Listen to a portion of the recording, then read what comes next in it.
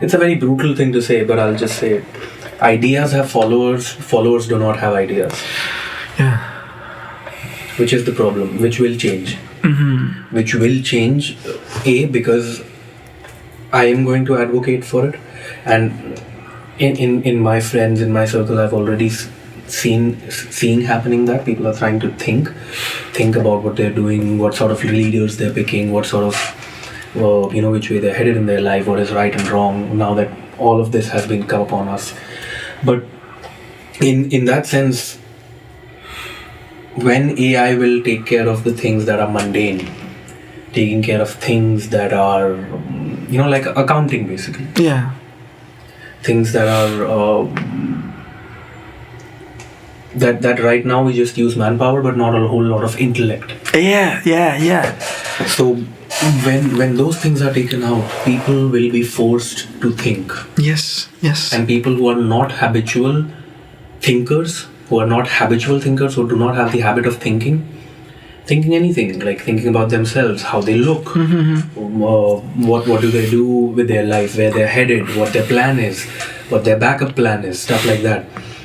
People who don't do that will sort of have to get creative in thinking. And the people who have the ability to think, and we take that very seriously, because we don't take the word thinking very seriously. Welcome to the Music Business 101 podcast. I'm your host, Luis Guinea, a seasoned musician, songwriter, and producer. With over 13 years in the industry and as the founder of Moctezuma Music Group, I'm here to take you behind the scenes of the music world. Our podcast connects you with industry professionals, exploring their experiences, insights, and success stories. Our goal? To demystify the music industry's diverse universe, from genre and trends to invaluable information.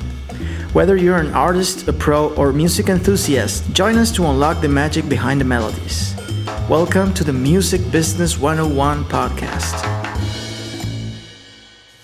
Hello everyone, and welcome to a new episode of the Music Business 101 podcast. I'm really happy to be here again in a new episode now with a special guest, my friend Kartik Kumar. Hey. Welcome, Kartik. Thank you for being here. Thank you for having me. It's an honor, and also probably the last episode on this season and on this year. So it's a pleasure to be here with you. I didn't know that. Yeah. It's going to be a special one. Yeah, it's a special one. It's almost a new year. Yeah. And we're done with our first semester in the master. So it's been quite a journey this last month, right? It's been pretty hectic. It's been pretty hectic. It's been back to back, one thing after the other. Yeah. But now that we're finally over, I'm really excited to record this podcast. I'm looking forward to the break. Yeah, me too. And man, I'm waiting for season 2. Yeah. Let's see what happens. Season 2, new stories, probably new characters. Absolutely. Yeah, new drama. Definitely new drama. But yeah, well, so thank you again for being here, and well, for the people that is listening and watching, please, we have a lot to talk about today. Yeah. Kartik is a very interesting person in the world and in the music world, because he's like around in the middle of technology and music and entrepreneurship and leadership. So I think we can talk about a lot of stuff, but to start, I would love to listen a little bit about you. Yeah. Who are you? Where do you come from? A little bit of your personal story. Perfect. Let's dive in. Yeah. So as you can probably tell, I'm from India. I was born and brought up in New Delhi. Okay. And I've spent the previous 5-6 years in Mumbai, which is where Bollywood is, which is also the financial capital of India. So these two cities, and the reason why I'm talking about them is these two cities are the like New York and LA of India. Okay. And they have this rivalry between them, and they both of them are very good at certain things. Yeah. Like Bombay, in terms of financial, in making money, making sure that things work, it's very good. And the north of India, where there's a lot of cultural diversity and a lot of close-knit families, and they have a very different style of approaching work. Okay. Just as good. Both of them make money, but very different ways of approaching it. Okay. And so I grew up in New Delhi, which is the capital of India. I stayed there for almost 23 years. I am an electronics and communications engineer. Wow. That's what I did my bachelor's in. After my bachelor's, I was working as a project manager for Airtel, which is like the AT&T of Southeast Asia. Okay. And it has right now exploded to markets in Africa also. I was part of their leadership program. I was recruited as a part of their leadership program, and I managed B2B projects and relations for them. Wow. After that, I transitioned to the startup industry, basically, where I spent the next 4 years of my professional life. 5 years of my professional life. And I was working for a company called BrowserStack. Okay. And it's a software as a service kind of platform. There I was in the B2B and strategy. So I was managing a portfolio of $1 million, where I had to basically sell BrowserStack's product to these corporations. Wow. Some of the corporations included companies like Under Armour, Warner Music Group, Channel 4, Universal.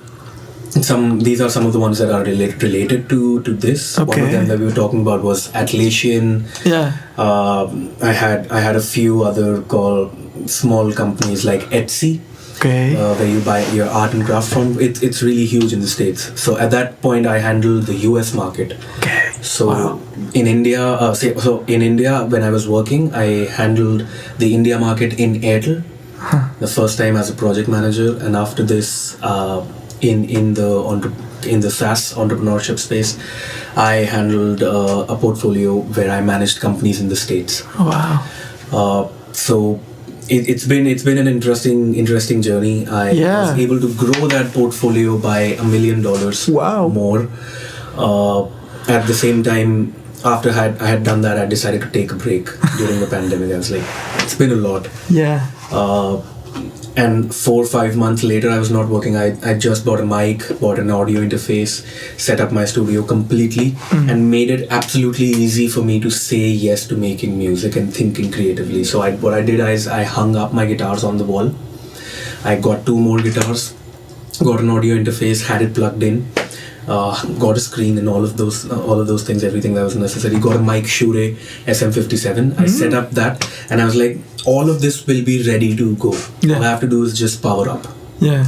And during those 4 or 5 months, every day I was on the audio interface, recording myself, doing something, improving as a person, improving as a musician, improving as a guitar player. There's still a long way to go, but that sort of catapulted me in a lot of ways, as a person and as a musician, as a guitar player also. And bro, it means a lot, especially getting a chance to be here, to sit and talk to guys like you, play on the same stage with you guys, because you guys are amazing.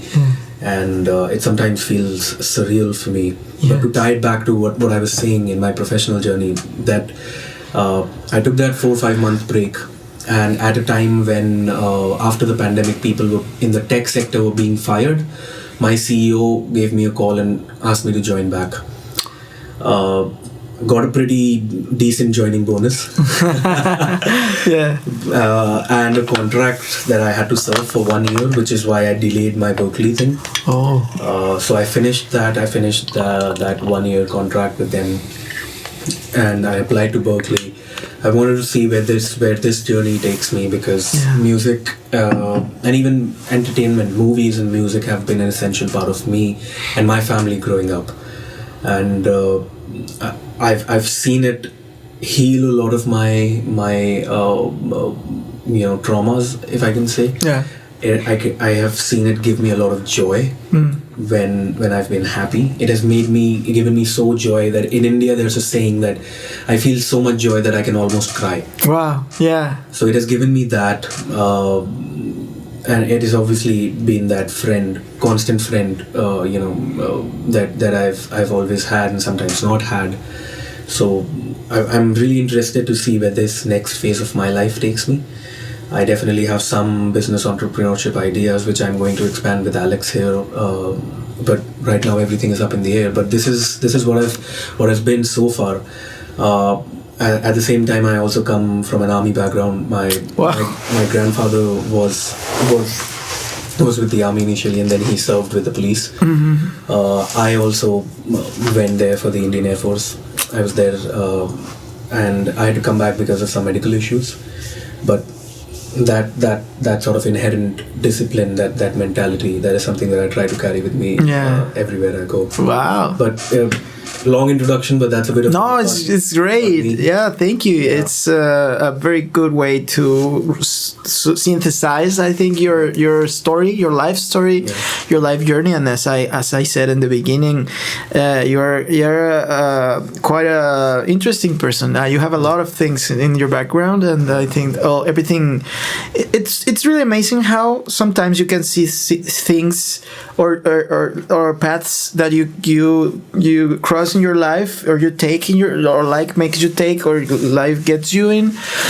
Sometimes you, at the moment, maybe you see them as something really, I don't know, like separate.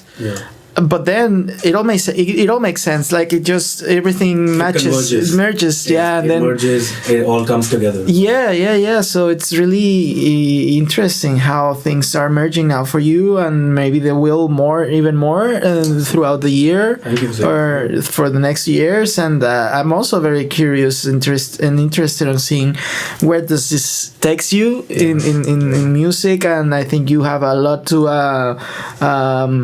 to give, like, to any industry you decide to participate, or any. It's nice because I want to know more actually about how did you get into music and into technology. So maybe that's what we can talk about next. But yeah, like I can maybe relate a lot with you in the thing that I am very passionate about a lot of things. And before, like, I could get frustrated on that, because I would say, like, I don't know what to do. Like, there's so many different choices. But then I now think, like, I'm very maybe lucky, fortunate, or blessed on saying that whatever I choose, I will enjoy it, and I will do it right, and I will do something great for me and for the people that is surrounding me. So I think that actually translates very well to your personality also. And I'll expand a little more on it, because these are the things that I picked up in sales. Because I was doing technology sales. And it was a really interesting intersection of two different worlds. Because usually engineers are really, organized, and they are doing more technical stuff instead of selling. But tech sales is where all the money is made. One. Second, it's also where all the innovation is coming in. So whatever product you're building, if you can't sell it properly, especially in times such as we have today, there's so many things coming one after the other. You by default lag behind. And eventually, everyone forgets about that company in that sense. So what I'm trying to say is that in tech sales, when we're talking to people, when we're negotiating, when we're making sure that the client's demands are met, we pay a lot of attention to body language. And as musicians also, we guys, you and me both, we pay attention to how we're presenting ourselves on stage. What is my body language like? And sometimes we like to let it flow. Sometimes we are in that zone. But sometimes when we are not in that zone, whenever a person has not had that kind of experience on stage, you can, as an experienced musician, you can tell. That, okay, I saw a glimpse. Okay, or maybe this was not, needs a little more practice. And so what I'm trying to say is that sense of security that you're talking about, that when you see those choices and when you get comfortable in yourself, that, okay, now whatever I do, whatever I put my mind to, I will pick it from my heart and I will give it everything I have. So you kind of get an inherent sense of security by default. That security does two things. One, it keeps you grounded. Second, it gives you confidence. And it shows, both of those things show in your body language. Wow. And what I'm trying to tell you is that sense of security is translated very well to the way that you carry yourself. You have a certain ease about yourself. Like, you're not in a rush. Yeah. You know, you meet some people, they're always like from one way to the other, and then you meet some people, they're like they're way too relaxed that you maybe cannot take them seriously. Yeah. So you're kind of in that middle sweet spot, and that translates very well to your personality. And these are things that when we are negotiating, for example, when you're negotiating for a $100,000 deal or a $200,000, the biggest I closed was a $250,000 deal that in one go that came to the company. So you always, you're in a lot of ways like a fight. You're sizing the other person up. Yeah. And it's also like a rehearsal before. That, okay, what are the questions that we can get? What is the figure that we can go to?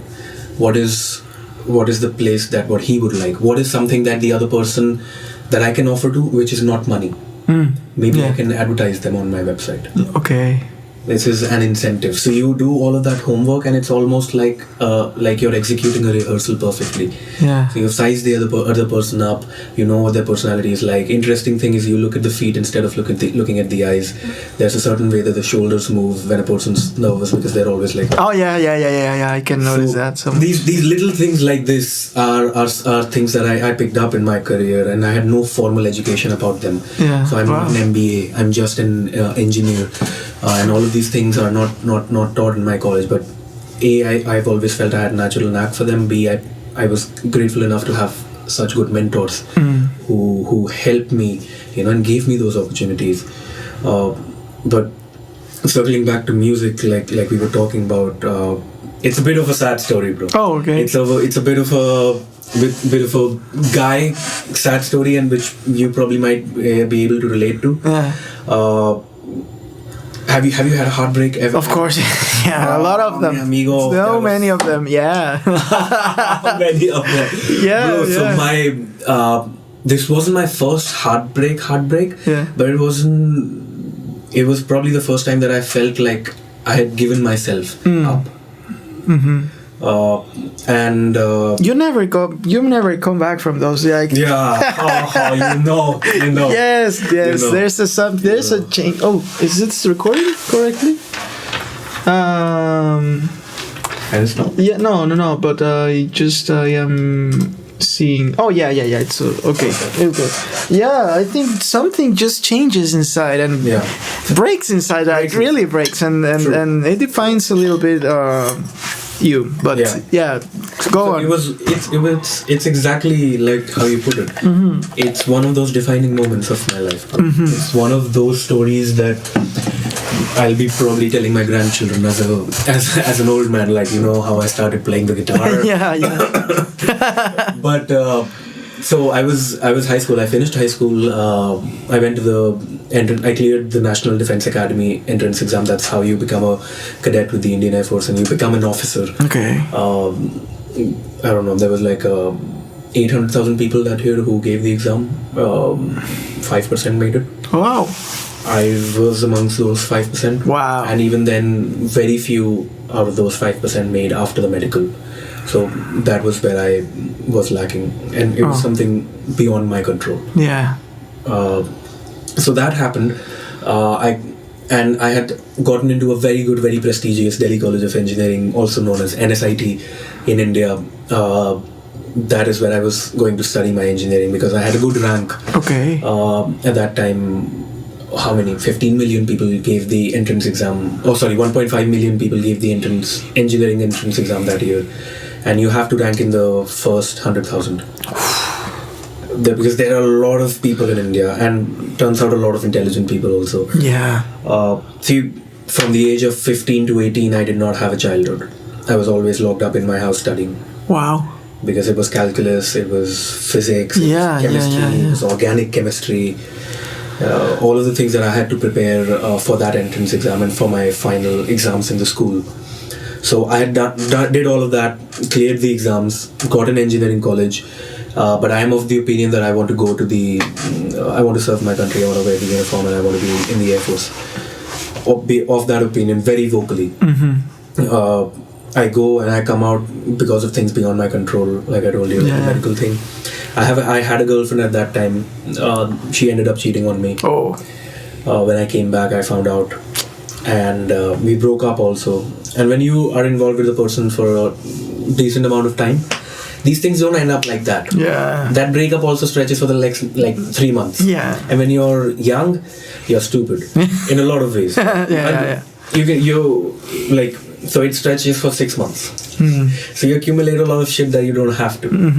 And I just wanted something different in my life, something that I always wanted to do. And I was really not, my heart was not set on engineering, but in that sense I was also grateful that I got a good college. But at that point of time I started teaching a junior advanced engineering mathematics. So I was in second year of my college. Second year had just ended. I was teaching a junior advanced engineering mathematics. She gave me money because I was paying tuition. She was paying tuition to me. My uncle got me introduced to her. He took half of that money because he was like, I introduced you. Yeah. I was like commission. I was like, okay, what can I do? So I had half of that money. I took that money and I bought my first guitar. Oh, wow. And that's how I got my first guitar, because my parents did not they were like, you're in a good engineering college, things have not worked out for you right now because of the Air Force thing, pay attention, we want you to study. And it's not a very good dynamic in India in that sense that people won't encourage you to be a part of creative fields unless you're very well off. So if you're from a middle class, working class family, which I am, you're mostly encouraged to just study and be as intelligent, as competent, as put together as a person as possible, which is a very good thing. Because you can't take risks, especially in India. If you're not succeeding in a creative field, you're not making that good amount of money. And that's because of the purchasing parity. Another concept we studied in economics. If you are like a decent level musician, you might have a decent life in Europe, but in India you won't be able to survive. I'm listening, like if you were speaking of Mexico, that'd be a little bit, it's very similar. Very, very similar. And that's one thing that actually opened my eyes really much. Like last year I had the chance to be, for the first time in my life, in Europe, sharing. I was in a songwriting camp, a composing camp with other composers from other parts of the world, mainly Europe, Eastern Europe. So there were people from Poland, people from Czech Republic, from Iceland, from the Netherlands, from Ukraine. Really, really nice and interesting people, and really sensitive people in music, and really human, speaking with them, they shared their projects, their music, their profession, their journey, and I could see that like they could have a very decent life without being massively famous or massively recognized, or even like having a lot of followers in social media. Like they will just do their music, and it's some of them do very specific, like niche music, and they have an audience, and they do small concerts, and people pay for those concerts, and they live, and their governments actually support them. So that's when I thought, like, dude, in my country this is not possible. You have to have like 4 jobs if you do want to be successful in the, like, have a music career, and you have to be a teacher and like do a lot of things even outside of music. So I can relate to what you're saying. So it's the same. It's the same in India, bro. It's the same. So that was when I first bought my guitar. The brand was F-Cut. How much would it be? 5,000, like a $50 to $100 guitar. Acoustic.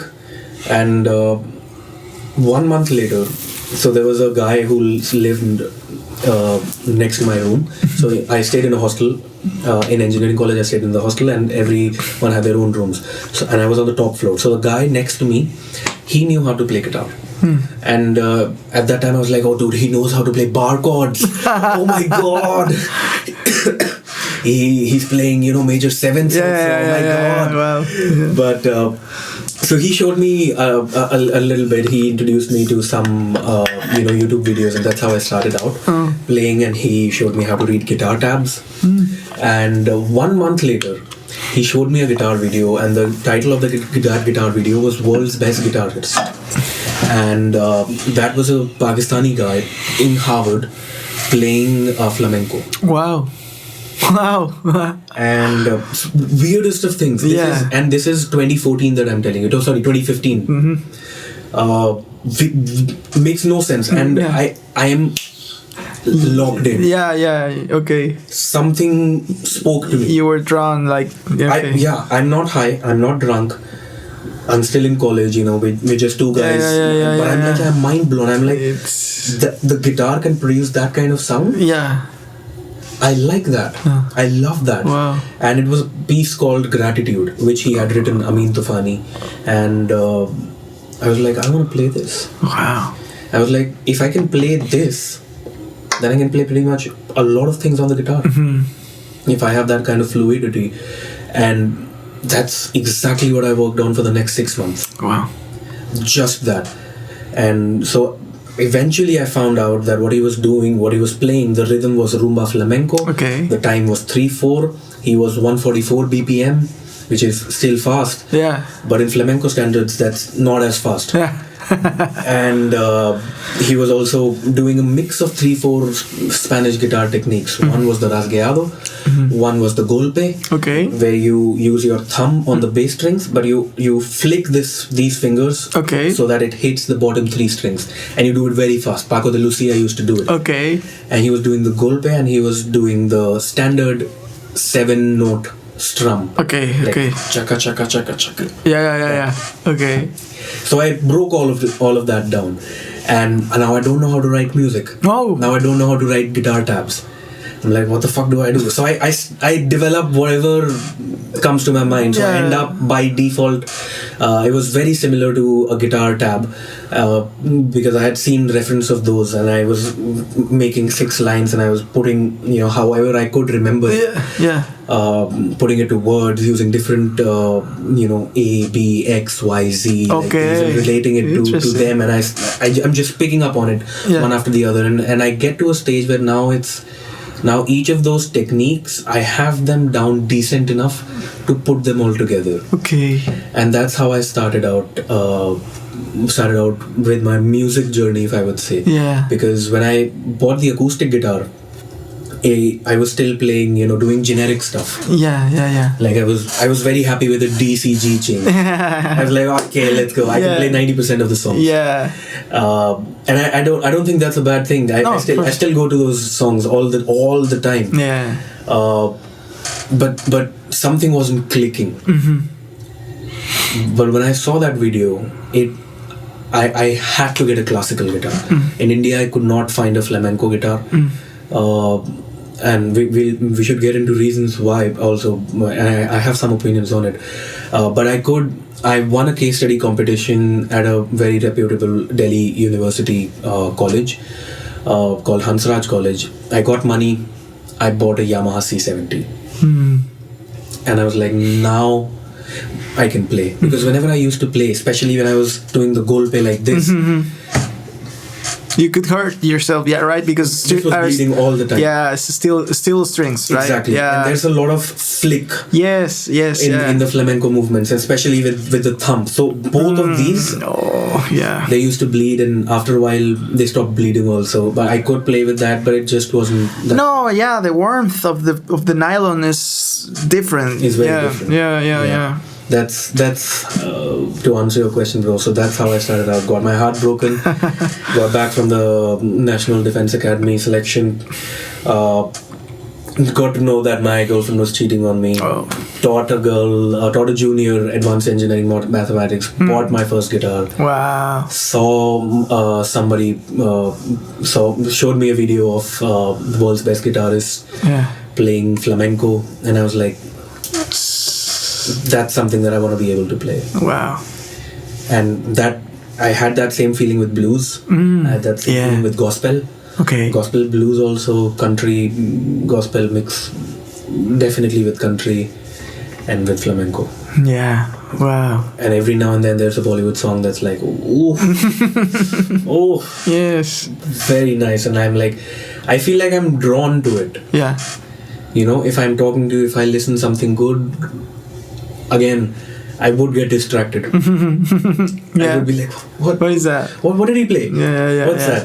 Does that happen to you? Yes. It happens. It happens actually, and it happens a lot in the way that there's some music or some songs that I cannot even know what they are speaking of. Exactly. Because I get so drawn by the music that I don't listen to the lyrics unless the lyrics are that happens also sometimes with lyrics. Like but it's amazing like how all these things had to happen, and that was like a formula that everything added up to a perfect state of mind and emotion that made you connect so much with the music and that particular maybe genre or style or instrument. That's true. That now it defined a path for you, like, that's true, and brought you here.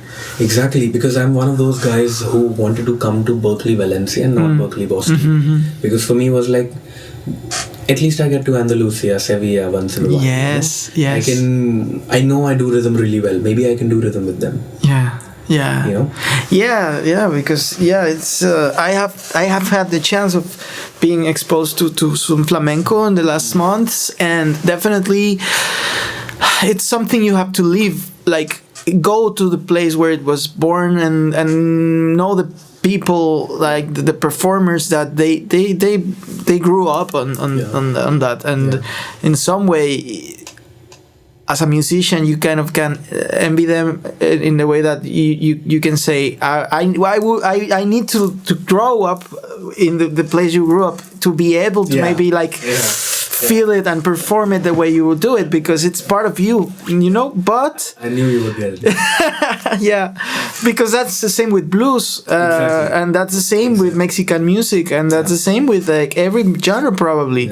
You have to have it in your blood, even it's not even part of like growing up, it's in your blood and in your DNA, it's a part of your identity in that sense. But I think we can develop enough of it in like True. to be able to integrate it and do something with that.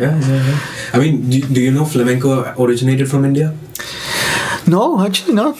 No. So that's what interested me, and I was talking to my father also a couple of days back about it, because I sent him a clip of the concert of Maestro Vincente Amigo. Okay. So in India this is a tradition, bro. So whenever you're talking about a maestro, like maybe that person is a maestro in Carnatic music in India, that person is a maestro of playing the sitar, or a guru in that sense. You pinch your ears thrice to remind not to talk down to them, or to basically mind your tongue when you're talking about them. Oh, wow. Like, it's a sign of respect. Okay. So I'm, in a lot of ways, I'm translating that culture to Vincente Amigo, who played flamenco. Yeah, nice. So, because it was unbelievable, and I sent a clip from that to my father, and my father said the same thing that I noticed. It's like, it sounds a lot like Rajasthani folk music. Wow. And Rajasthan is a state in the northwestern part of India, and a lot of people, like the people who are in like here we call gypsies, we had them back home also, and they traveled from Rajasthan. They migrated from there to Afghanistan, from that part, because that part of northwest India shares border with Pakistan. Okay. And Afghanistan is right next to it. So they migrated from there to Afghanistan, then Iran, then Syria, then Turkey, and then Spain. Oh, that's the journey. That's the origin. That's the journey of the flamenco music, and of course, wherever they went, they incorporated that culture also. In the vocal techniques, you will see a lot of resemblance to Rajasthani folk music. That's done in India. In the guitar techniques, in the notes that they choose, so if you're doing the scales they use. If you do the E major scale in that sense, and then they do the E Phrygian scale, which is a lot similar to an Arabic music scale, because it has those notes. Which would sound very off in a classical context. Yes. But in that context, it just works. Okay. So they took all of these influences to build what flamenco music is today. Wow. And it actually originated from that place. But a lot of flamenco vocal techniques are very similar to what they still do Interesting. Wow. in that same part. Well, you have it then. You have it. So I had no idea when I first saw these guys perform that this could be the origin story. But when I got more into it, and I learned more about the culture, about the travel that they did. I was like, No, and then definitely, if you got drawn into it, like instantly when you heard the performance, definitely I do have a strong belief that it's in like something in your soul. Yeah. Like it resounded with it, it resonated with your soul. So that's why you got hooked so fast. Agreed. Probably something there like in your story, like in your maybe Who knows, man? no I mean, that's what I love about life. It works in really weird, mysterious ways. And it's not always great, but a lot of times it's beyond what you can believe. Yeah. And I live for those moments. Yeah. Nice. So nice. All right, and then technology. Tell me about that. Like, I know you studied like in college and everything, but is there any special moment in your life where you realized that you were maybe good with technology, with like or it just developed in the way? I think, bro, technology, especially the internet, has a tremendous role to play in my life. And who I've become right now, how I've shaped myself. Of course, I had to like course correct every now and then. Yeah. But so let me put it this way: I grew up in a third world country in a working class family. Access to internet and access to a computer changed my life. Oh, sorry. Okay. Changed my life. Yeah. Because I was naturally a very curious kid. So the things that I could not learn in class, I was learning on my computer. Wow. I was not one of those kids like who was always watching Cartoon Network. I spent more like maybe the same amount of time or maybe more on Discovery Channel or Nat Geo. I always had that inherent sense of curiosity to understand how the world is working. Yeah. You know, what is the truth in that sense? Okay, where does it lie? And science was the closest thing that I could find to truth in that sense. Yeah. And I had a very different culture in my family, very different from the culture in India also in that sense, is that we grew up religious, but religion was not forced on me. Okay. I was always free to make my own choices. That's good.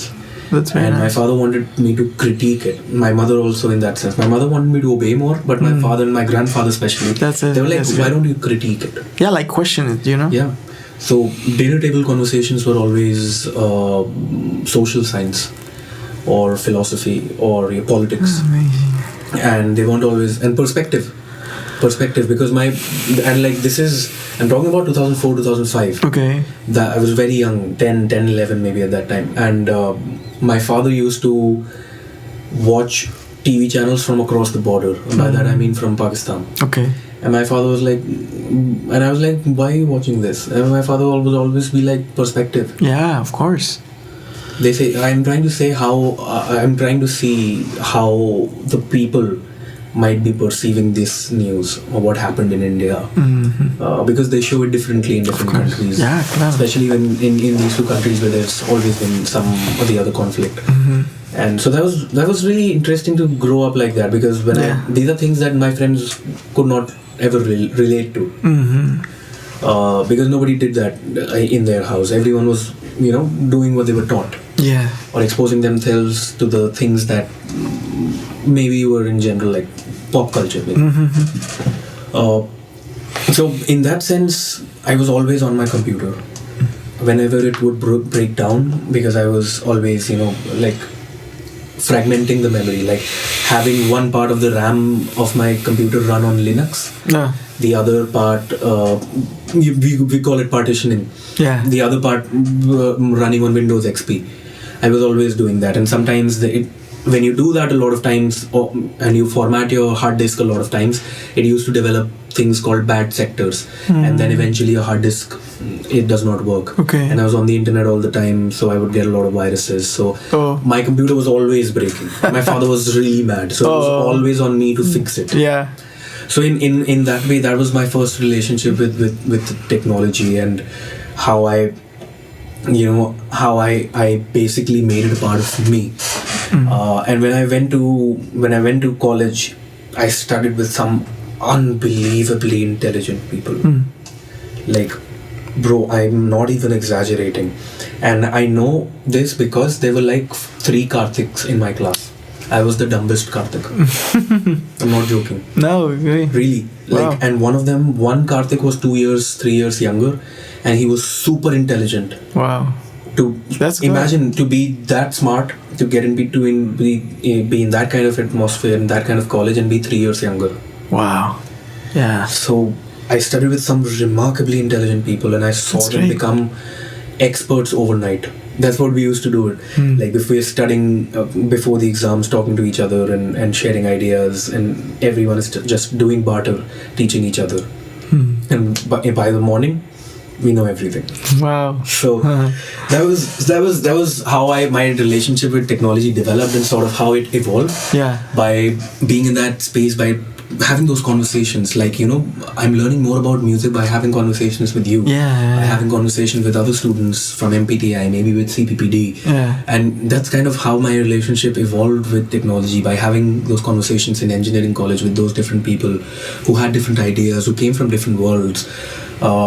And when I was selling this stuff, I saw how the corporate world was working, and how cutthroat it is, and how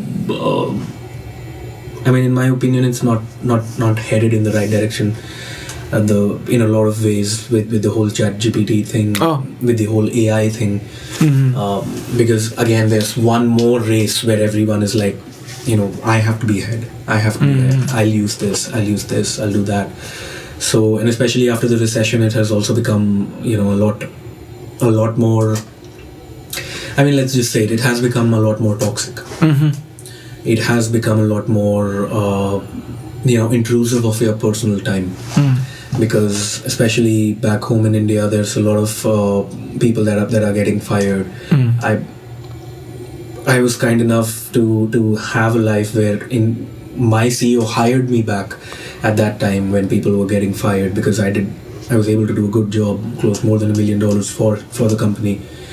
But in general, the atmosphere right now is not good. Everyone is sort of scared if they'll continue to have their jobs or not, because they saw unbelievable boom during the pandemic. But suddenly everyone's cutting costs. The investors are looking for returns, and all these growth startups. So there's you basically focus on one of two things. You either get to critical mass, which is, say, a certain number of followers on Instagram, certain numbers of listeners on Spotify, or certain number of customers for a company. For that, you either focus on growth, or you focus on profitability. Getting what we studied in finance, that net margin, basically, the bottom line. Yeah. A lot of the times, what these companies had been doing was getting a lot of money by showing critical mass, not profitability. So they were not profitable from the get-go.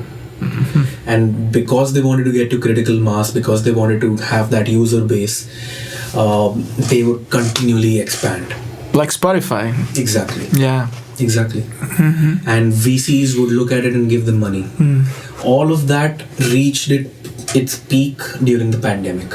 So the graph was going like this, like this, and now it has to come like this. Wow. During the pandemic, same thing happened with Zoom also. All of us were at home. Everyone was using Zoom. It exploded. Its share exploded, and after a while, it's 200% below of where it was. Yeah, I don't use it anymore. Like even if I do have to have a video call, people now will use again FaceTime or WhatsApp. Exactly. Yeah. Like you don't get into Zoom anymore. So exactly the same thing happened with all of these, not all of these, majority of these startup companies. Thankfully not mine, but they still had to cut costs. And they hired a lot of people from all over the place. And now, suddenly, after the pandemic is hit, because the VC has a portfolio of investments, investments from the retail sector got fucked. For a venture capitalist, investments from entertainment sector got fucked. Investment from the finance sector got fucked. Now all of them would look at the tech sector to balance it out. And everyone was like, make sure you continue these returns. You can't continue these returns with an unsustainable model. Same thing with like Spotify. And so these guys, for the first time, they had to have conversations with the VCs like, how are you making money? How will you be profitable? Before that, conversations were like, we're growing our user base 10% every quarter. We're going to reach critical mass. We'll go beyond that. We'll capture this target segment completely. We'll have this kind of data from that target segment. So you can put these ads. You can do this, X, Y, Z. And now these conversations turn to, you have this user base. I don't want 10% growth. Grow by 2%. But give me, X amount of profitability. Give me X amount of bottom line. So the conversations shifted, and it came from the top down, and it led to all of these people being let go or fired. And I mean, this is one of the factors that I'm talking about. There were other things involved as well. But of course, because one of the fastest way to change your numbers in the balance sheet is just letting go of people. Exactly. Yeah, I could see in the last probably 4 months in musical, a lot of news are about X or Y company that laid off a lot of people. And yeah. And it got tense, bro. It got tense because these companies now have a dual problem. So they're letting go of people, but how do you know which ones to let go?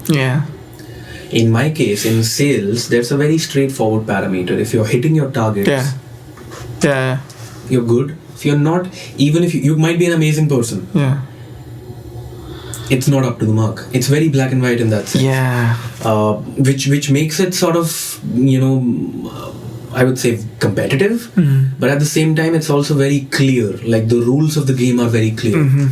But for someone who's doing like customer experience, or customer relations, or inventory management or stuff like that, how do you know which one to keep, which one not to keep? So what's happening is sometimes they're letting go of really amazing people, and at the same time they have to grow profitability.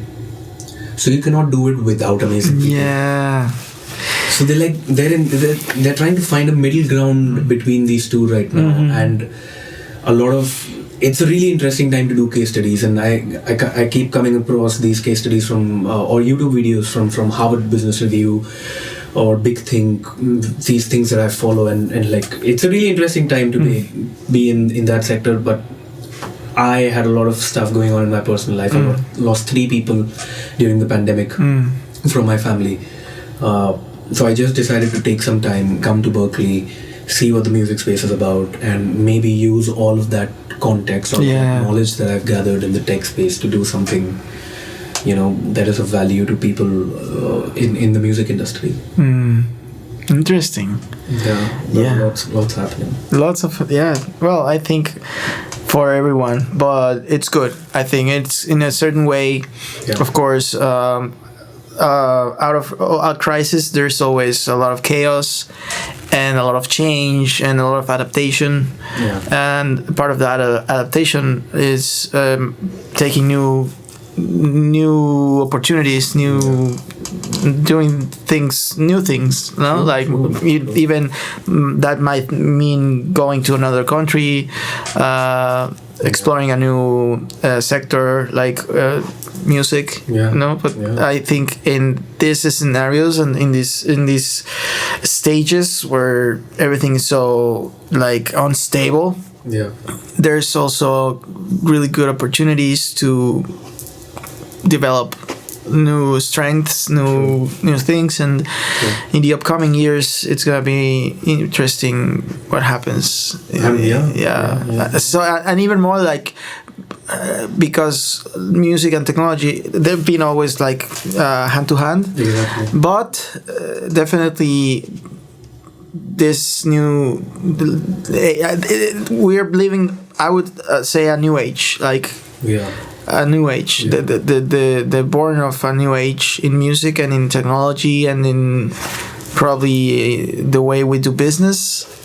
So we're just being part of that new era, and we don't know what's gonna happen. True. But we're part of it either way we want it or not. We're writing the story as it goes. Exactly. In a lot of ways, and I'm personally, I'm very excited. Yeah. I'm nervous, and I don't say that lightly, because I know how.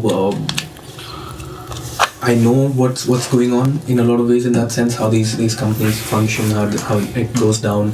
I know the pace with which it can happen, and I know that there's a really low sense of morality in the tech world right now, to be understanding of how these things might affect us as a species as a whole. And that thing in particular makes me nervous, but in spite of that, I would like to be hopeful. I would like to think that that it's going the right way, and when I think of it that way, I get really excited. Because this next phase of humanity, in that sense, of us Homo sapiens, if I can say, is the future that we saw in the movies, bro. Yes. Yeah. Not even kidding. Like yesterday, I was just holding my iPad. I was like, 2001, A Space Odyssey, 1969. That movie came out. They had tablets looking exactly like.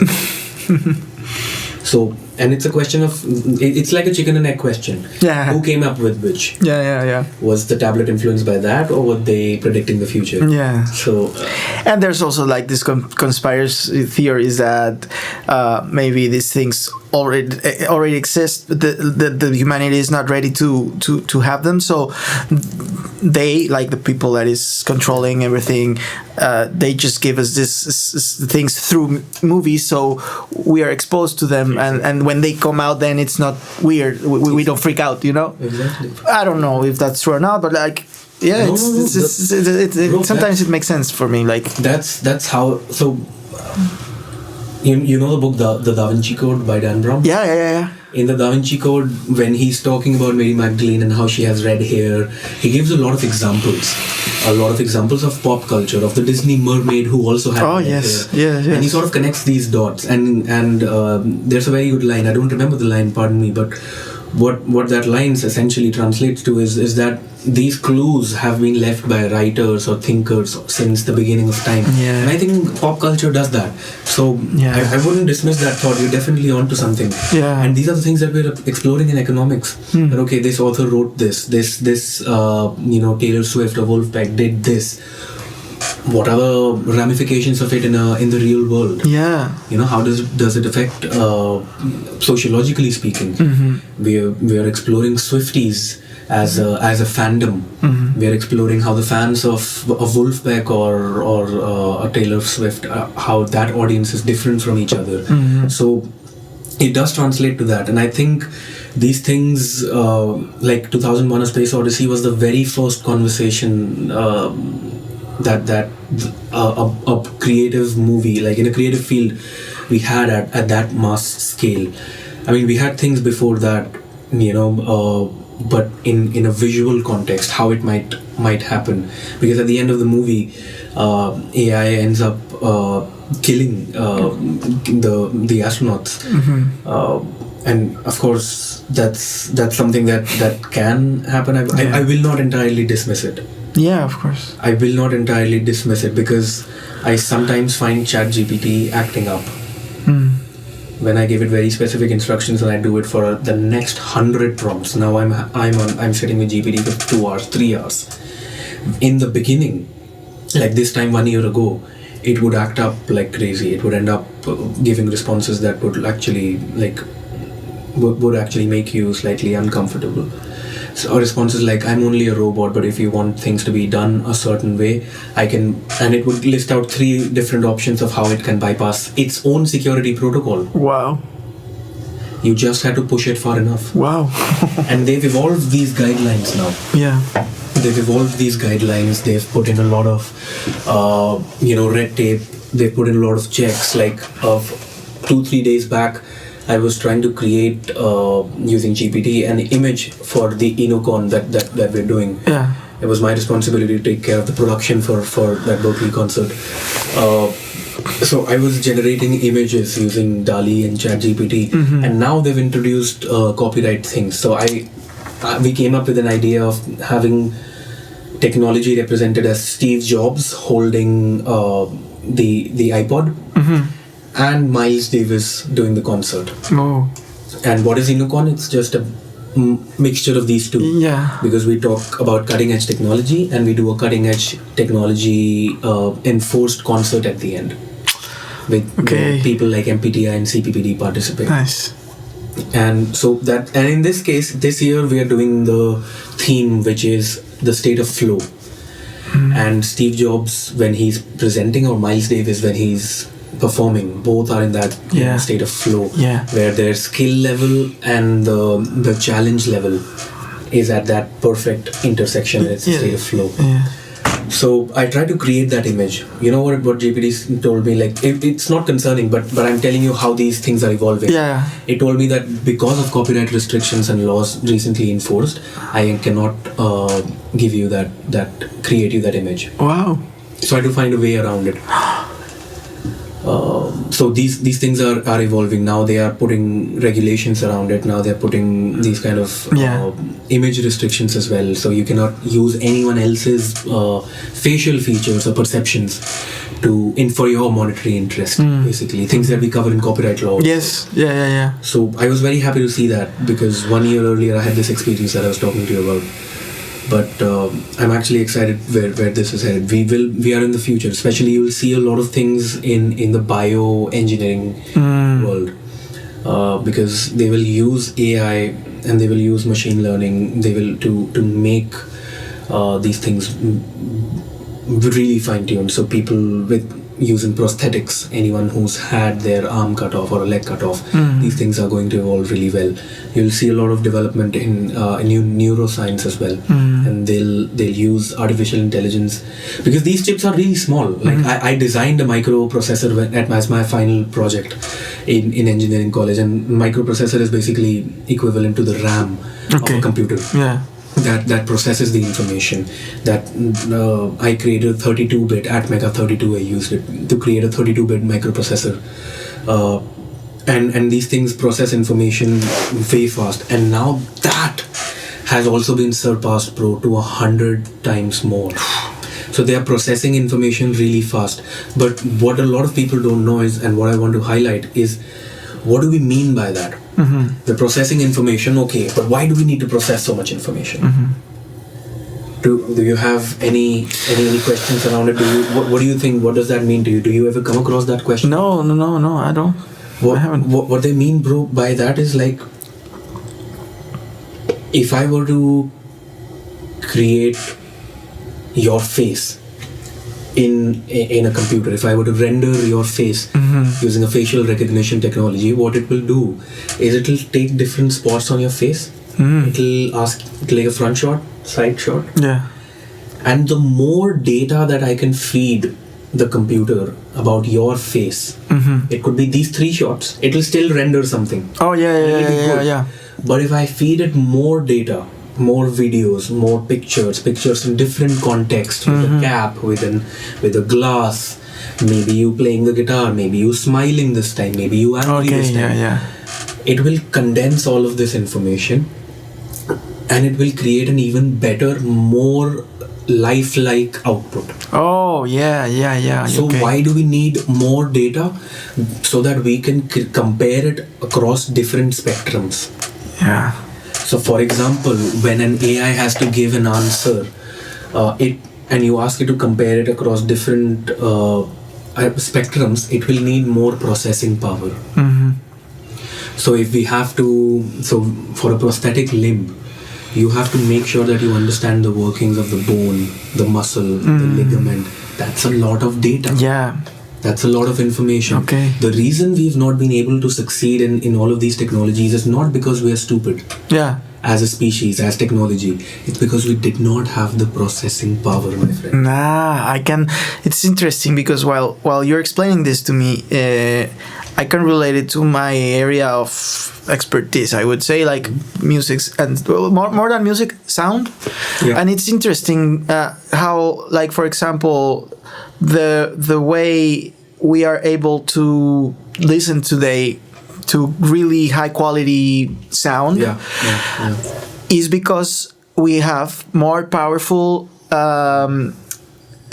tools that can sample at a better, higher bit rate. Yeah, exactly. So like sound today is like a waveform is just a lot of samples taken by, like, converted from the real world, which is our voice going through this thing that is just translating these vibrations into electronic impulses that then go into this thing that changes that impulses into ones and zeros.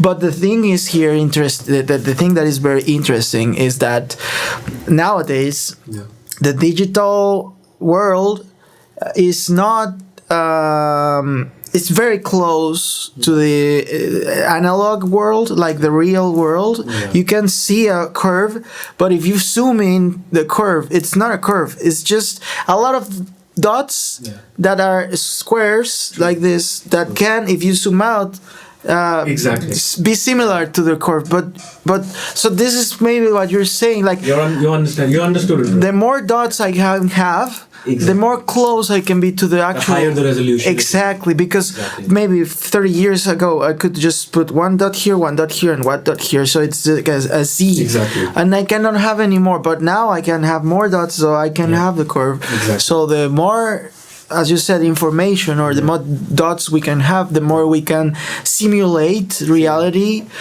But we're not still at that point where we can exactly have I don't.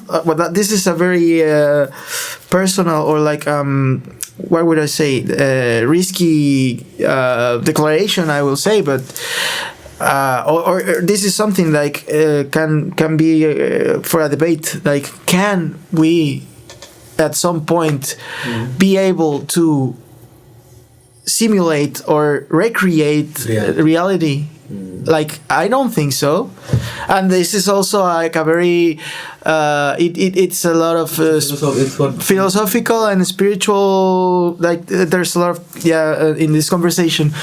But it depends on what you mean by reality. Depends exactly what you mean by simulation, because we get in that conversation, like what's the difference between us and God, or whatever you believe in, like there's not a big difference. True. But there's a lot of, like, to question about in that matter. That's true. I mean, that idea traces back to, I don't know, to the Greeks. I'm not sure if any Indian back then thought about it, but Indian mythology is pretty rich on its own. It's almost a reality in itself. But the question that we're talking about goes as far as Plato, bro. To Greek mythology, is this all an illusion? In that sense. And in Indian mythology, it looks at it more from a way of understanding it. Because the question that we're asking, can we simulate reality? What we're inherently trying to say is this reality an illusion? Exactly. What if, is this only a more advanced simulation? In some shape or form. And Indian mythology just says that out loud. In the sense, asks that question out loud. It makes no claim whatsoever for it. But it does ask that question out loud. And when you go in deeper, when you look at the Vedas, and when you study all of those things, I haven't done that, but I know a little bit growing up there, is that it does talk about perception. It does talk about the concept of the Atman. What we mean by the Atman is when you are trying to figure out for the first time whether it is an illusion or not, is you strip yourself of any and every kind of identity that you have. I'm a man, I'm an Indian, I'm a Mexican, I am X age, Y age, I exist, I will die. Anything, you can identify yourself in various different ways: caste, color, gender, orientation. Strip yourself of everything. Your surname, I'm this person's son, and this, that, whatever, everything. Yeah. And what happens when you do that, and again, in my opinion, this is not a thought that they had sober. They were definitely on acid. Yeah. They were definitely on acid. You don't think about this shit normally. Yeah, no, definitely They're not. definitely doing shrooms or something. And what our mythology believes is that when you get into that state, don't freak out. Yeah. Focus on the emptiness, because it is actually empty. Yeah. Yeah, it's in some books. It's what they define. How the way they define this is the dissolution of the ego. Yeah. Like when it's everything that makes up your identity is just to be able to function and have an experience as a human. But if you take all that, you are nothing and all at the same time. Yeah. And it's a very complex. It's complex to understand it. In that sense, I'm really amazed at the depth that these people had back then. Yeah. Because this is, I don't know, 4,000 or 5,000 years. Yeah, it's 1,000 years ago. And our conversations that are still. We are still having those conversations and those questions. Exactly, and Egypt, Mesopotamia, India, all of these things. Yeah, man. They're like, I'm really amazed to see that, because it's not a simple thing. It's a very deep philosophical idea that when you feel it, it almost makes you feel existential. Yeah, crisis. And I've wrestled with that. Yeah. I've wrestled with that. I've had my trouble with it, and their solution, and that's a blanket solution in India for everything. Yeah. If you don't understand something, start worshipping it. Oh yes. Well, it's a general, I think, worldwide thing. In India, we worship snakes. We even worship stones sometimes.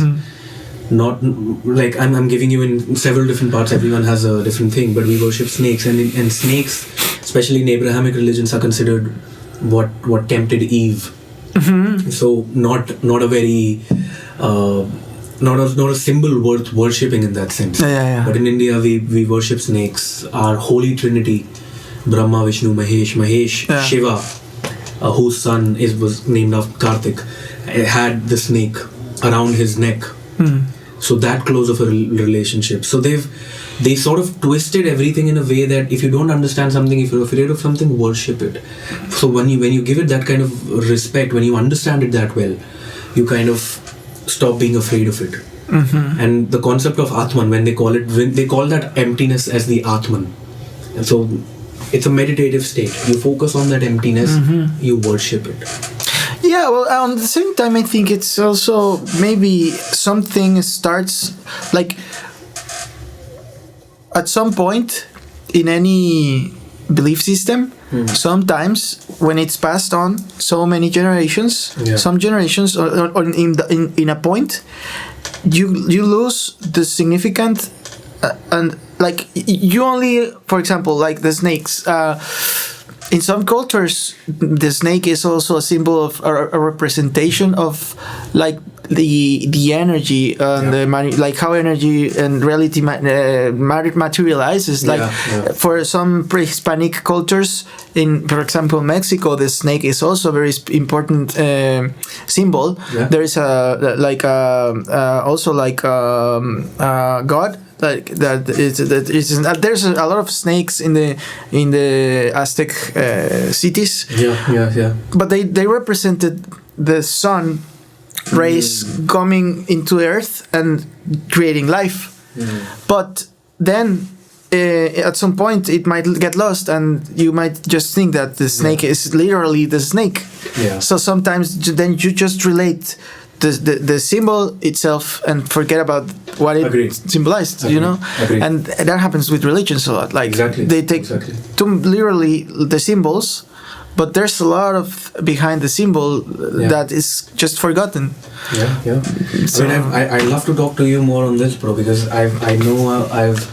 I've spoke to you about Nietzsche a little bit in the park when we were sitting. And you sound like a really spiritual person, someone who's thought about these things, who's maybe wrestled with them in some shape or form, because that's the only way to get spiritual, because that's when you let go in some sense that this is what it is. I'm going to do what my duty is, what I like to do, where my heart is, basically.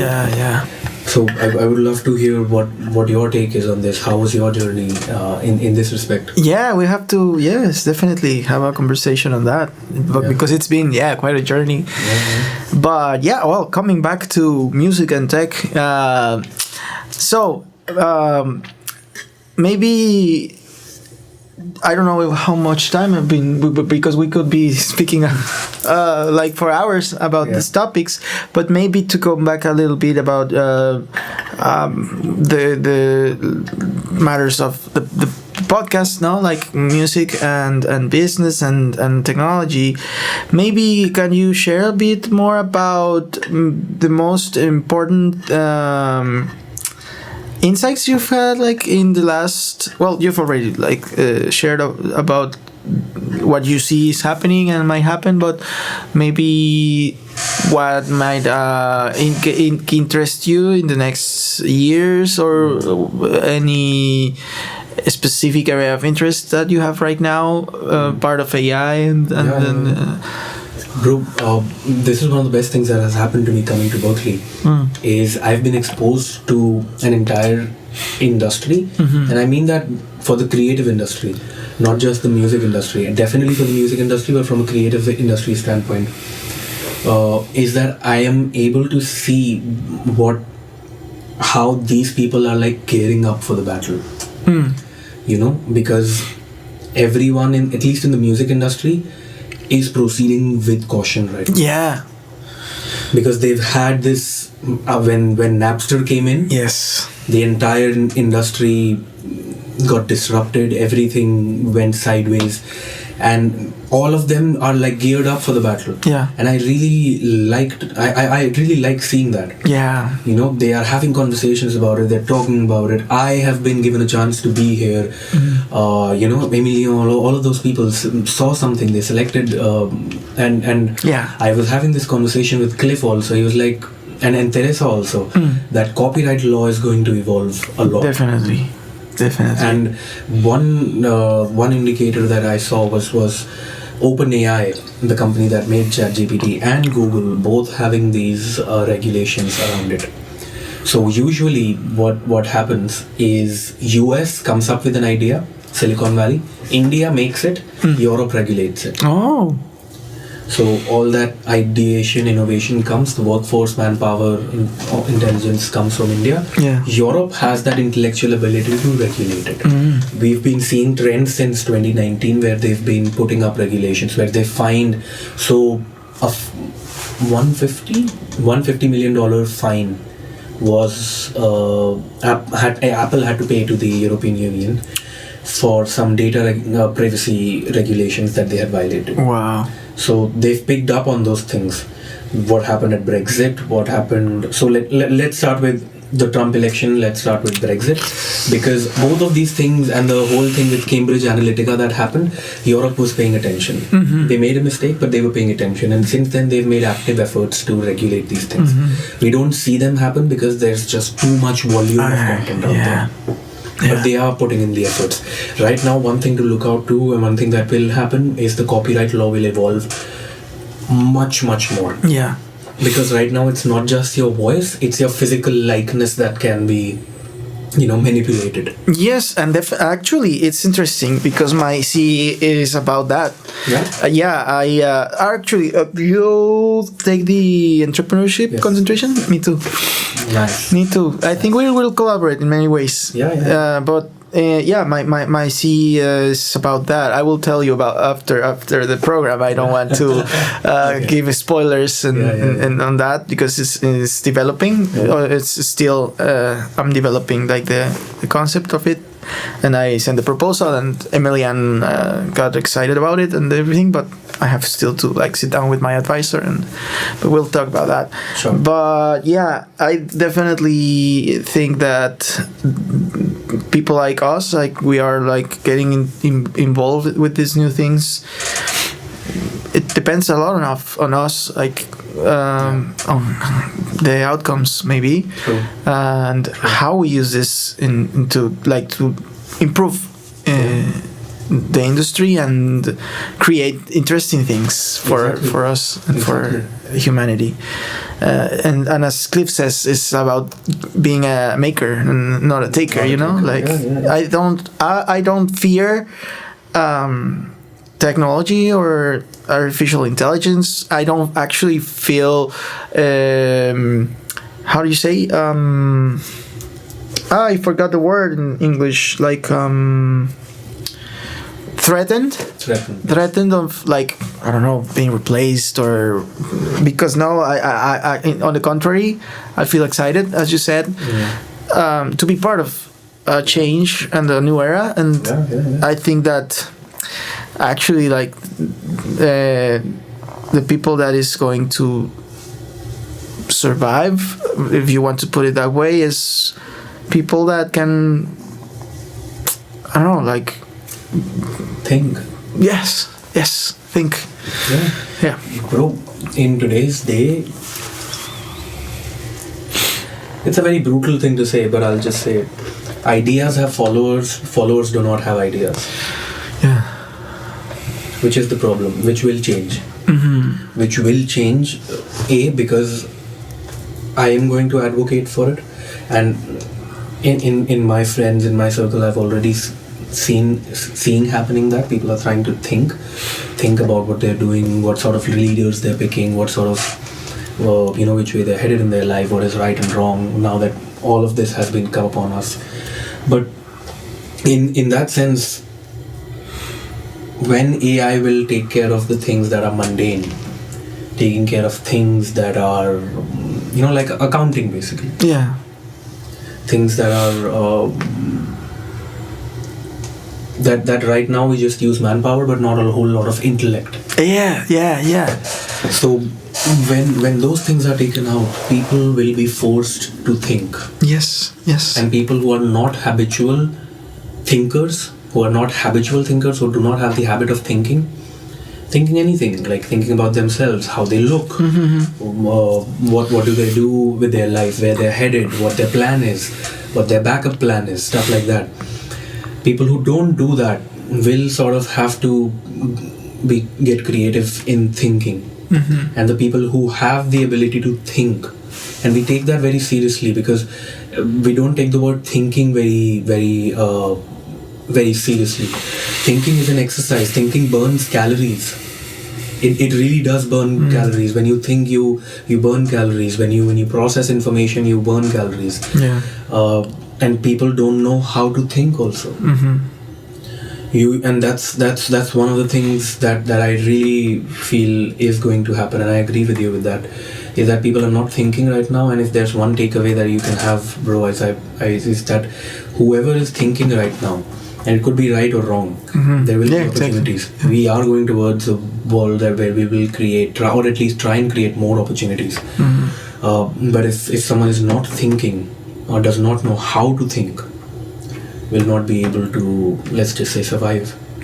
Because ChatGPT is an exercise in thinking.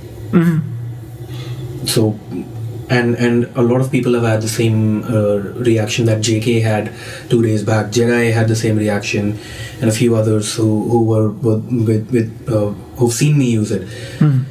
He was like, I normally type what it needs to do. I'm like, that, but what do you want to do? And He's like, I wanted to do A, B, C, and D. I was like, it does not understand A, B, and C, and D. Yeah. You give it some context first. Yes. You give it some understanding first. Do 1 or 2 trial runs. It gets smarter by the 5th run. Mm-hmm. And that's the difference. So that's what we do in science also. Yeah. That's what you do as a musician also. Yeah. Before giving your feedback to any musician, or before, as a teacher also, you do that. Before giving your feedback to anyone, any student, you first observe. Yes. Before doing an experiment, you write down observations. Yeah. What happened? Where are the dots connecting? Why is this way?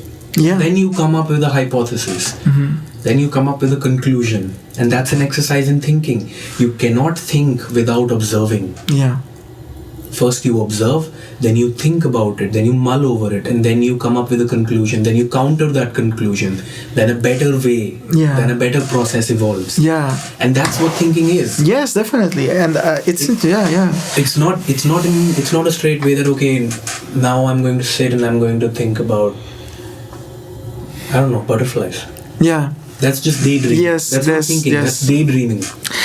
There has to be experience in the equation. I was actually it woke up, like, opened my brain and it blew up my brain a lot when I had to study in my bachelor's one subject about programming. Mm-hmm. And the teacher, I'm very thankful. I'm very grateful with him because he obliged us to understand and also develop a neural network, like how neural networks work. Yeah. And that, only knowing that, just changed my life, because we had to, like, create a neural network. We used Google, the Google platform where you can program. So, but yeah, it was like our final exam was actually to create a neural network, and I'm sure you know how this works. So the thing is, we had to be able to get the lowest number possible in our network, and the only way to do that was giving more data to it.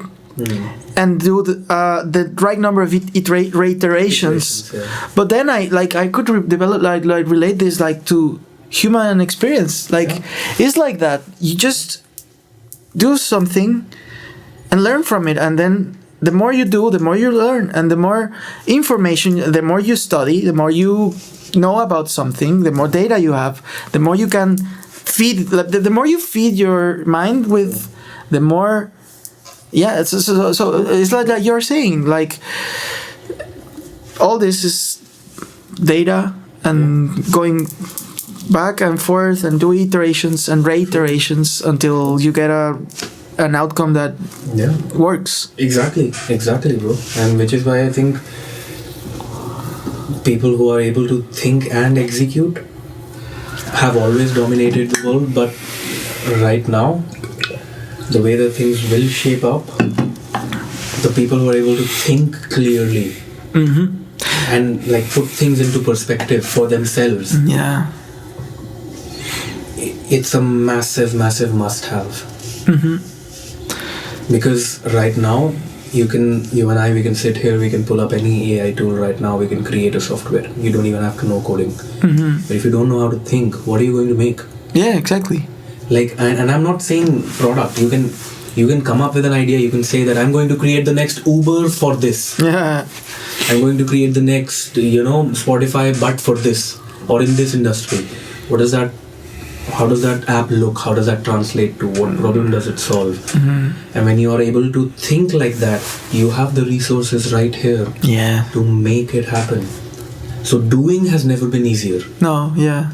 Thinking has never been more difficult. You know why? Because there's just too much noise. Yeah. It's not that people are not capable. Yeah. I see no reason why anyone from India or anyone from Mexico, anyone, regardless of their background, how they grew up, rich, poor, whatever, anyone can do that. Yeah, it's just like we're living probably a new revolution. Like, people lived the Industrial Revolution, and in those times, it was very important to be able to do like handwork, but now. It's not about, like you said, doing. It's more about thinking, and this is more like an intellectual revolution. Exactly. So those who are able to think are the ones that are going to revolutionize the world and take advantage of those tools that are taking away from us all that, like the handwork. So we now are free, to do whatever we want. Exactly. But you have to know what to ask the machines to do. And that's the important thing. Yeah, I mean there's an interesting thought experiment also that I was doing on this. You know Dostoevsky? No. Dostoevsky is Fyodor Dostoevsky is a Russian writer. He wrote a book, Notes from Underground, and in that book he basically, like, long story short, he puts a very interesting question, and is that if you solve a man's problem, everything that he has, will he be happy, or will he just rip everything apart? Because when a person has everything, like fame, money, every material thing that a person can think of, people don't usually find happiness then. They end up acting out. We are all familiar with celebrities who became familiar, ended up cheating on their wife or husband or whatever, or became addicted to or getting addicted to drugs. Well, and Dostoevsky really examines that case in Notes from Underground, and I was doing an interesting thought experiment. I was like, what if we equalize everything in the sense that everyone has basic minimum income?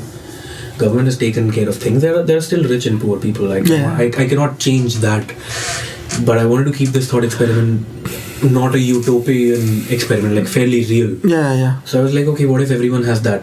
Everyone has basic level income. Everyone is listening to good music. Everyone has that depth also. Everyone understands Shakespeare. And they have decent amount of money also. Will everyone on the planet be happy, or will they be like, My conclusion is, if we do it right, there will still be some people who have that inherent character trait, destructive character trait maybe, who would still act out and cause problems. I don't know, maybe it's the army thing in me that's constantly on the lookout of something evil. But it's also, I think, a part of human nature. Yes, it's I don't know, it's interesting, and I don't know.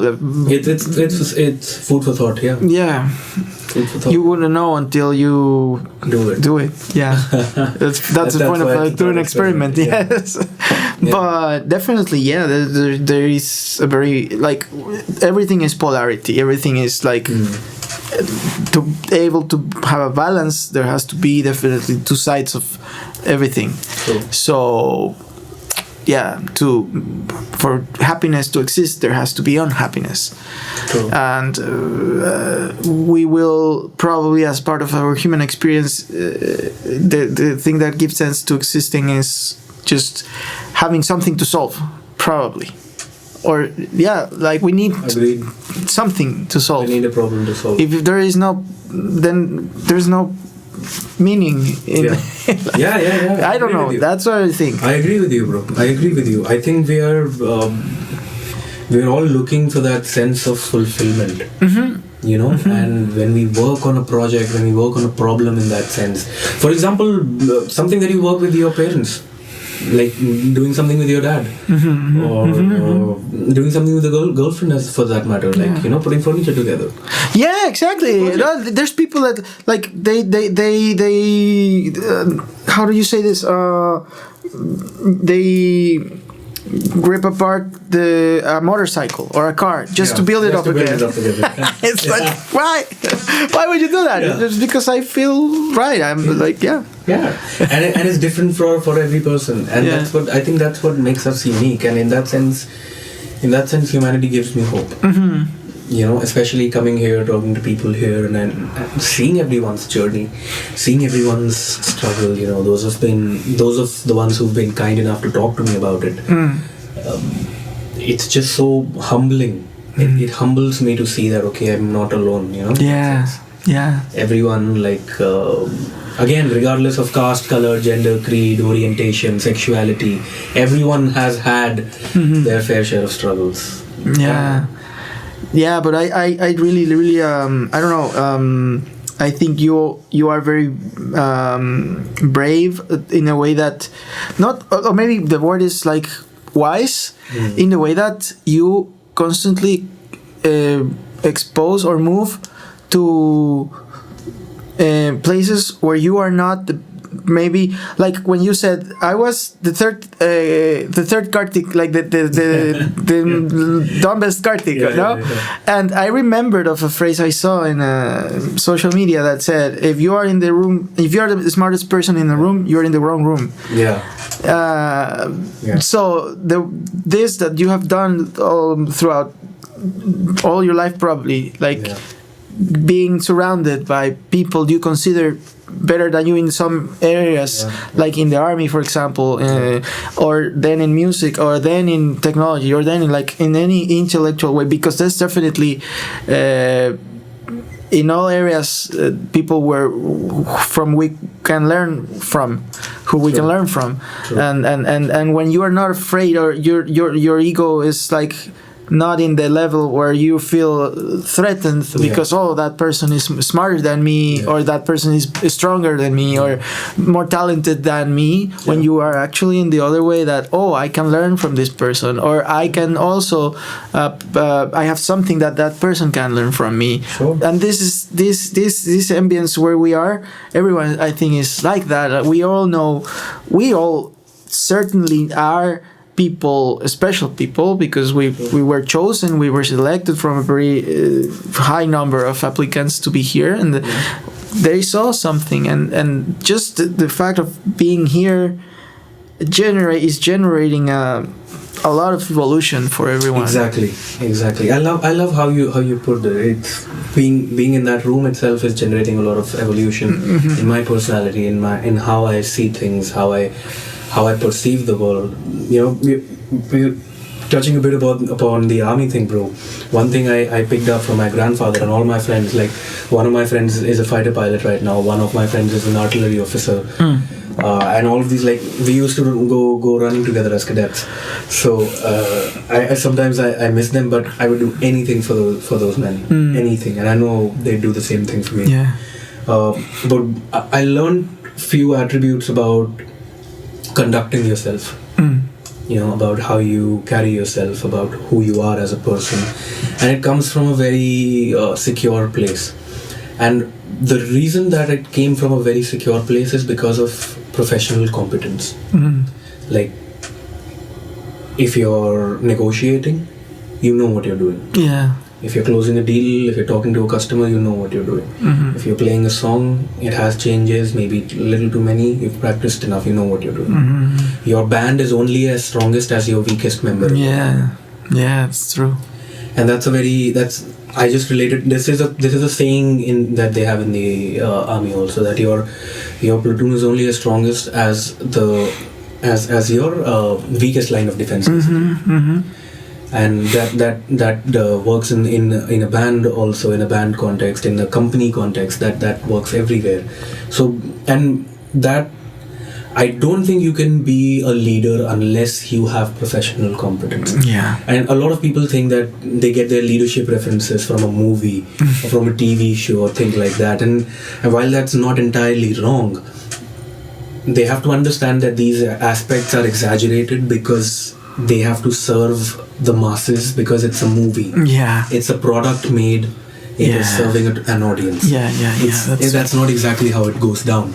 So, in that sense, my grandfather always used to tell me, and these are the words from one of the greatest Indian generals, Colonel Field Marshal Sam Manekshaw.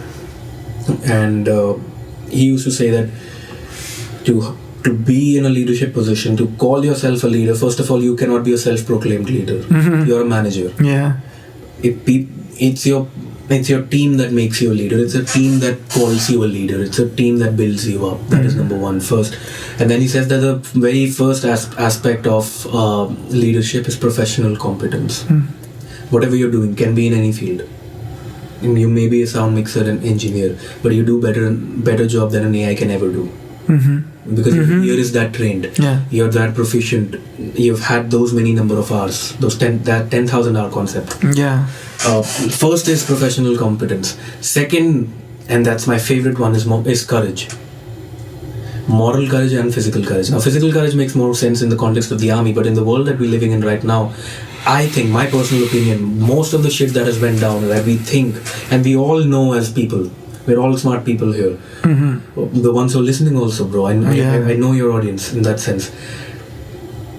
The reason is because the people in positions of power lacked moral courage to do the right thing. Yeah. The first is professional competence. Second is courage, moral courage, and physical courage. The third thing is to have a sense of humor. Yeah, that's true. Because as a leader, you're going to have to go through tough times. Yeah. That's a prerequisite. Yeah. You can't you can't say that, I'm playing with CPPD guys and why are there so many changes in the song? You're playing with the tip of the spear, you have to be at that level. Yeah. If you're not, you practice. Yes. There's nothing wrong with it. Yes. Those guys also practiced. I'm pretty sure none of them was singing like this or performing like this when they were 5 or 6.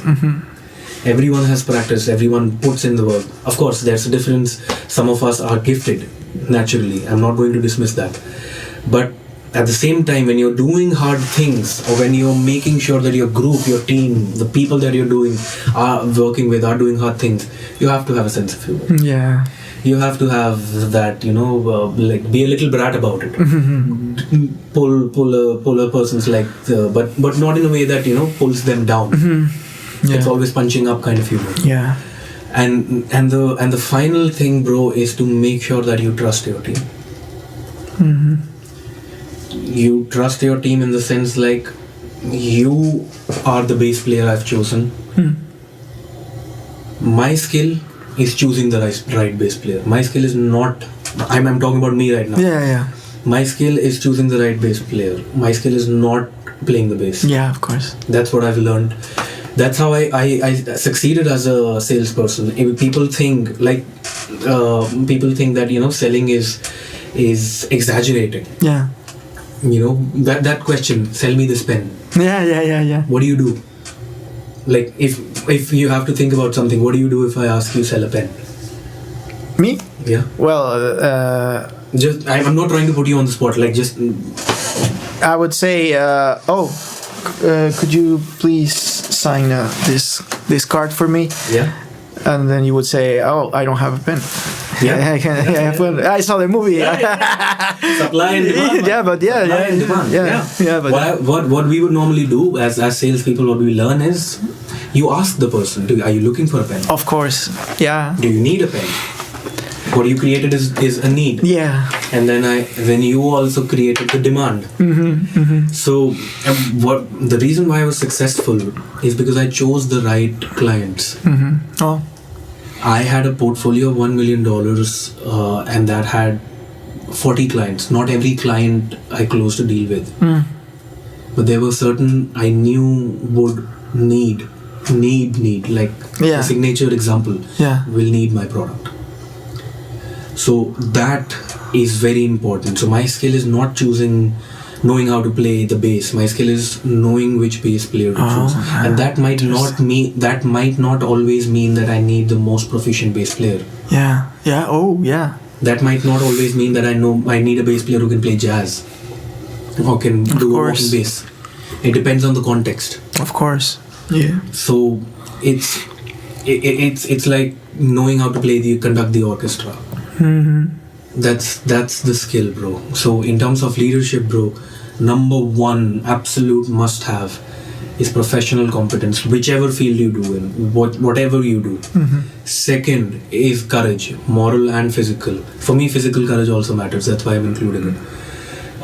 Third is to obviously have a sense of humor. When you do difficult things, shit is going to get fucked up. Yeah. It will get fucked up. Yeah. And the final is to know what you're doing. You're there to conduct the orchestra. You're there to choose the bass player and then trust the bass player. Yes. Yeah. You're not there to play the bass. You're there to conduct. And people don't trust their teams, bro. People don't trust their bands. It happens all the time. That's why bands break up. That's why relationships fall out. Any and every kind, romantic or otherwise. People don't trust their teams. People don't trust their people that they've chosen to conduct a project, and they're micromanaging and doing all of that. The reason why Facebook is successful, the reason why Apple is successful, is exactly that. They pick amazing people. Not necessarily based on experience. They pick people from my college, people who are 21 at that time. Yeah. When I was a part of the leadership program, I was 21. But they pick people who they know are talented, regardless of experience. Then give them exposure. That gives them experience, and then they trust them. Yeah. Then they trust them that okay, I know you. But if you're constantly nagging, what are you doing? Give me an update of how the day. What did you practice? And then you get into the nitty-gritties. A, it makes you feel like an asshole yourself. Yeah. B, the other person does not give the output. C, nobody might even want to work with you later. And that has happened with a lot of companies. There are companies that have had a toxic work culture, and they're seeing right now that nobody wants to recruit because, again, like those two things, they have to maintain profitability, so they have to recruit people also, but no one wants to work for them. So these things do translate into real life metrics in that sense. But yeah, bro, those are my 2 cents on leadership. Very valuable, I think. Yeah. Things that I've learned from my friends in the army, things that I've learned from my grandfather, things that I've learned from how I have conducted myself. And of course, from Field Marshal Sam Manekshaw. Wow. Well, thank you very much for sharing all that, because I think it's something I needed to hear, and also probably many people here. Yeah. So very valuable, very valuable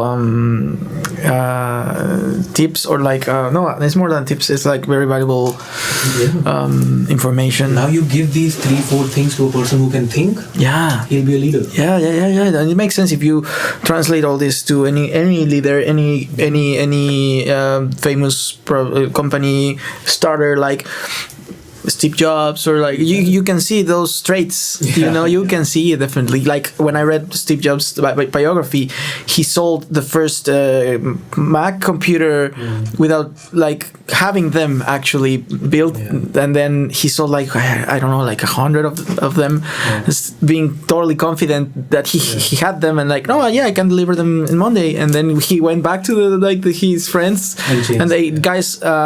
We need to build 100 computers for the next 3 days, so let's do it. That's why people hate sales guys, bro. Because that's why I used to hate sales guys, because I didn't start in tech sales. I started in project management, and I used to implement projects that sales people used to close out. And I was like, who is giving these deadlines? I cannot do it in 3 weeks. It takes at least 6 weeks because I was implementing connectivity of data centers. Yeah. Okay. So if you're ever in the south of India, in the place called Chennai, which is the equivalent of Austin, like in the south, in the States, that analogy. And if you're doing anything on Citibank app, mobile, doing any transactions, just know that I had a small role to play in it, because I connected their data center from London to Chennai, and we had to, like, it uses underwater cables. Okay. So I implemented that project, and everything that goes on their back end, basically that uses internet, works because of the project management role that I had to play. Wow. In that. Wow. And there are at least 11 cities on the eastern part of India, and primarily in the states of Punjab, Uttar Pradesh, Madhya Pradesh, and Andhra, where there are 3 government banks in the villages that have internet connectivity because of the project that I led. And these are 48 different bank sites. And I got that project. I implemented that in 2 weeks. Wow. It took the government 6 months just to sanction it. We implemented it in 2 weeks. Wow. I got like a what do you say, merit certificate and all of that for that, because that was the timeline that they give is 6 weeks. We did it in 2. Wow. Wasn't easy. But yeah, man, Amazing. it's really it really humbles me to see the impact of something that I did, basically, something that I was participating in, something that I was doing, and how it actually translates there. Because I was in that same district with my girlfriend. We had gone to a wedding, one of my friend's wedding in Jalandhar, and I saw State Bank of India. And I told her that, what is this address? We looked at the maps, and I was like, I implemented the internet that is working here. Wow. Amazing. So, yeah, man. And it fills my heart up more because the problem that Napster caused was a blessing in disguise for me. Because in India, or in a third world country like any other third world country also, internet liberalized a lot of things. It liberated a lot of people. And I'm one of those people. I probably would not have had enough pocket money to buy a CD. But I had internet access to I could download music. I was listening to Elvis thanks to that. I was listening to Johnny Cash thanks to that. I was listening to B.B. King and listening to blues. That is true. I mean, that was crazy, that is bro. True. That was crazy. And yeah, man. That's why I'm here to maybe, if there's someone like me, someone I can make their life better like this, be in a small way, through technology and through music. I'll sleep well at night. Beautiful.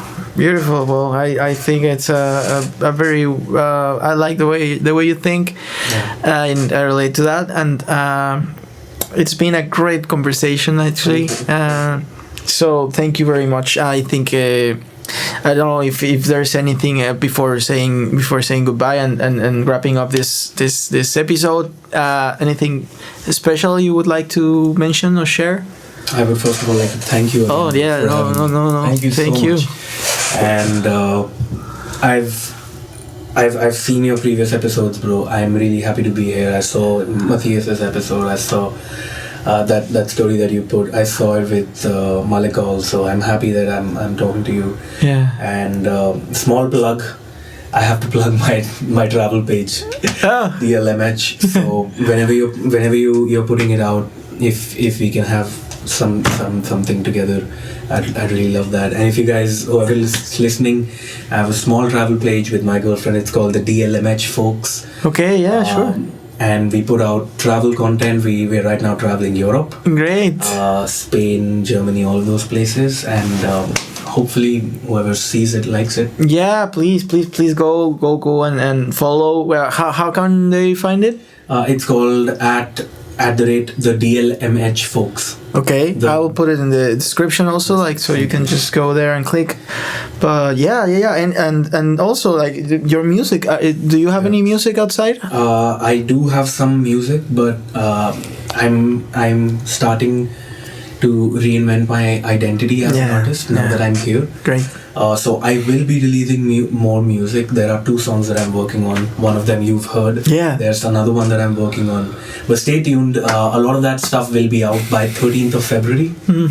So okay, great. I'm excited and looking forward to listen, and definitely you are remember the name Kartik Kumar, because we will definitely be listening from you, and I'm very proud to have this episode recorded. I really like the people that signed up for this. Is very special people, and it's people that in the next years definitely are going to be influencer and people that are going to influence a lot, the world and the music industry, or as I said, anything we decide to embark on. So it's gonna be great, in maybe 5 years to watch these episodes and see wow, we were talking about this and now look what we're doing. You are the CEO of this. You just started your own company and now whatever, So yeah, I'm very happy to be part of be with you. I see this being born, this is a reborn probably for many of us, but a new start, and I'm excited about everything that is gonna happen after this. So amen brother. Yeah. Amen. So, well, everyone, thank you. Thank you very much for being here, listening to this episode and all the other episodes that we have already released. Really valuable information and very deep conversations in every program. So if this is your first time, just go to the YouTube channel or the Spotify or Apple or any podcast platform you like and see the titles we have. There's a very interesting topics covering music, technology, human existence. So this is like a very vast program, and I really like that. So, and yeah, it's generated by the people that comes. So I like that very much. So well, stay tuned for the upcoming episodes. There's still a lot to talk about and a lot of important and valuable people to have here. So subscribe, share it with the people that is important to you, and we'll see you in the next episode. Thank you for joining us on this insightful journey through the melodies and bits of the Music Business 101 podcast. We hope today's episode resonated with you and provided valuable insights into the music industry. A big shout out to our incredible guests for sharing their expertise and experiences with us. We couldn't do this without you, our dedicated listeners. Your support means the world to us. If you loved what you heard today, please subscribe and spread the word. Together we'll continue to explore the dynamic world of music and the stories that shape it. As we part ways for now, remember that music has the power to inspire, unite, and transform lives. Whether you're a musician, a music enthusiast, or someone seeking the magic of a great tune, keep the music alive in your heart.